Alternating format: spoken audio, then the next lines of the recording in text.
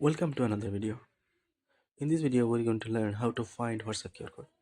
First, open WhatsApp. Tap on the three dot button. You will find it in the top right corner.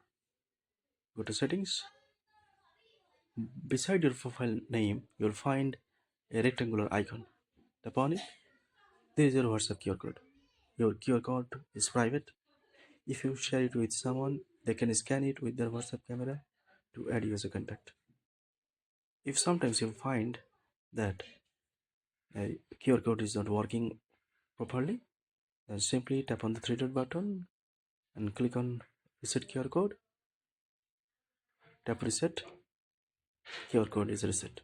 If you want to share QR code with someone, there is a share button by the top three dot button. Tap on it and select any contact, and they will find the QR code, and by scanning the QR code they can add your contact number to their account.